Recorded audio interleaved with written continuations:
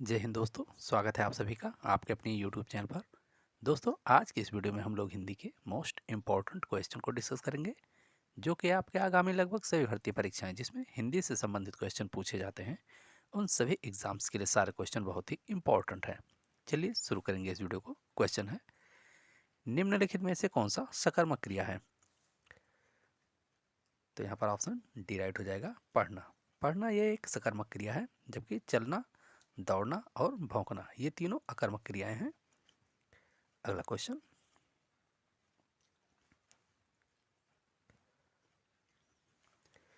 राम से खाया नहीं जाता, यह किस प्रकार का वाक्य है? बात करेंगे इस वाक्य की, यानी कि इसमें वाच्य पूछा जा रहा है कि यह किस प्रकार का वाच्य है। तो ये ऑप्शन सी राइट हो जाएगा, भाववाच्य। राम से खाया नहीं जाता ये भाववाच्य है। जिस वाक्य में कर्ता की प्रधानता हो वो कृतवाच्य होता है, जिसमें कर्म की प्रधानता हो कर्मवाच्य होता है, और जिसमें भाव की प्रधानता हो वो भाववाच्य होता है। वाच्य कुल 3 प्रकार के होते हैं। इस वाक्य में नकारात्मकता को दिखाया जा रहा है, यानी कि अधिकतर वे वाक्य जिसमें नकारात्मकता का भाव आता है वे भाववाच्य प्रधान वाक्य होते हैं। अगला क्वेश्चन,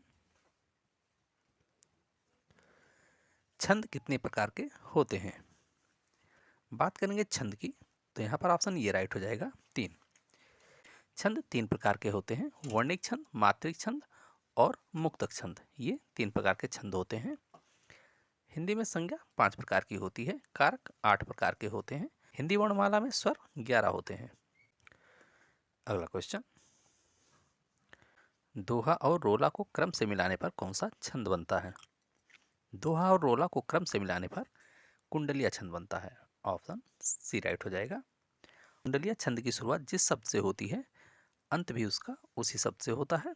बात करेंगे ऑप्शन ये चौपाई छंद की, तो यह एक सममात्रिक छंद है और इसके प्रत्येक चरण में 16-16 मात्राएं होती हैं और इसमें कुल 4 चरण होते हैं। सवैया की बात करें तो यह एक वर्णिक छंद है। अगला क्वेश्चन, निम्न में से कौन सा तत्पुरुष समास का उदाहरण है?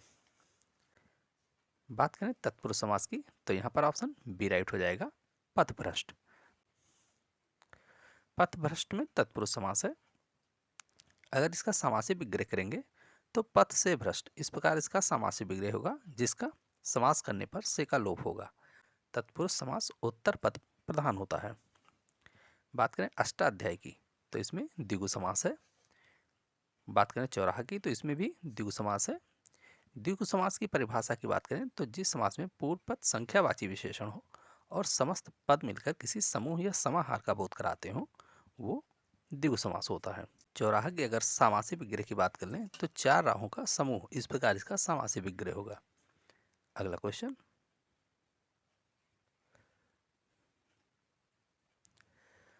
उड्डयन का संधि विच्छेद होगा। बात करें उड्डयन के संधि विच्छेद की, तो यहाँ पर ऑप्शन डी राइट हो जाएगा, उत धन डैन, इस प्रकार इसका संधि विच्छेद होगा। बात करेंगे इसमें संधि की, तो इसमें व्यंजन संधि है। अगला क्वेश्चन, हिंदी वर्णमाला में संयुक्त व्यंजन वर्णों की संख्या कितनी है? हिंदी वर्णमाला में संयुक्त व्यंजन वर्ण की अगर बात करें तो कुल 4 प्रकार के हैं, जिसमें छात्रा, ज्ञ और श्रा ये 4 प्रकार के संयुक्त व्यंजन वर्ण हैं। वर्णमाला में 11 प्रकार के स्वर वर्ण हैं। अगला क्वेश्चन, दो वर्णों के मेल से होने वाले विकार या परिवर्तन को क्या कहते हैं? दो वर्णों के मेल से जो विकार या परिवर्तन होता है उसे संधि कहते हैं। ऑप्शन ये राइट हो जाएगा। संधि भी 3 प्रकार की होती है, जिसमें स्वर संधि, व्यंजन संधि और विसर्ग संधि। बात करेंगे प्रत्यय की, तो ऐसे शब्दांश जो शब्द के अंत में जोड़े जाते हैं और शब्द के अर्थ में कुछ विशेषता या परिवर्तन लाते हैं, तो ऐसे शब्दों को प्रत्यय कहते हैं। प्रत्यय भी 2 प्रकार के होते हैं, कृत प्रत्यय और तद्धित प्रत्यय। अगला क्वेश्चन,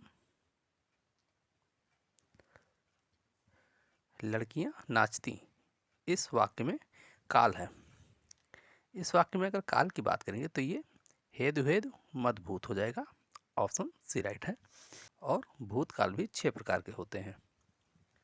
अगला क्वेश्चन, निम्नलिखित में से कौन सी रचना हरिवंश राय बच्चन की है? इन रचनाओं में से हरिवंश राय बच्चन जी की रचना की अगर बात करेंगे तो ऑप्शन डी राइट हो जाएगा, उपयुक्त सभी, क्योंकि ये सभी रचनाएं हरिवंश राय बच्चन की हैं, जिसमें सतरंगिनी, सूत की माला, आरती और अंगारे ये तीनों रचनाएं हरिवंश राय बच्चन की हैं। अगला क्वेश्चन, अज्ञे को उनकी किस रचना के लिए उन्हें ज्ञानपीठ पुरस्कार मिला? तो यहाँ पर ऑप्शन बी राइट हो जाएगा, कितनी नाव में कितनी बार। कितनी नाव में कितनी बार रचना के लिए उन्हें ज्ञानपीठ पुरस्कार मिला था, और ये तीनों रचनाएं अज्ञे जी की हैं।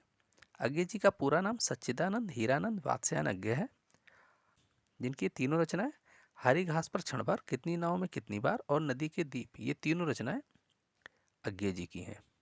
अगला क्वेश्चन, वीर शब्द का स्त्रीलिंग होगा। वीर रस का स्त्रीलिंग वीरांगना हो जाएगा, ऑप्शन डी राइट है।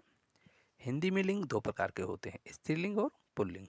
अगला क्वेश्चन, पेड़ पर पक्षी बैठे हैं, वाक्य में कौन सा कारक है? वाक्य में कारक की अगर बात करें तो अधिकरण कारक हो जाएगा, ऑप्शन सी राइट है। जिस वाक्य में, पर, भीतर इस प्रकार के कारक चिन्ह आते हैं वहां पर अधिकरण कारक होता है। कारक कुल 8 प्रकार के हिंदी में होते हैं। इन सभी के कारक के चिन्हों की बात कर लें, कर्ता कारक का चिन्ह ने होता है, कर्म कारक का चिन्ह को होता है। अधिकरण की अगर बात करें तो मैं, पर, भीतर इस प्रकार के कारक चिन्ह अधिकरण कारक के हैं। संबंध की बात करें तो काकी, रारी, नानी इस प्रकार के कारक चिन्ह ये संबंध कारक के चिन्ह है। अगला क्वेश्चन, हिंदी में वचन कितने प्रकार के होते हैं?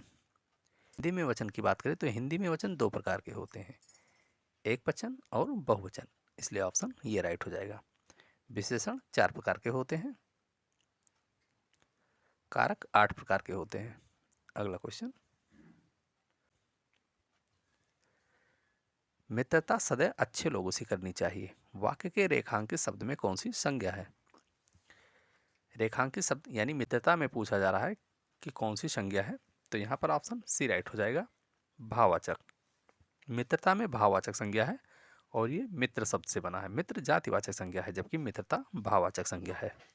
तो दोस्तों, ये वीडियो कैसा लगा इसे कमेंट बॉक्स में जरूर बताएं। अगर वीडियो पसंद आया हो तो वीडियो को लाइक करें, शेयर करें, चैनल को जरूर सब्सक्राइब करें। धन्यवाद।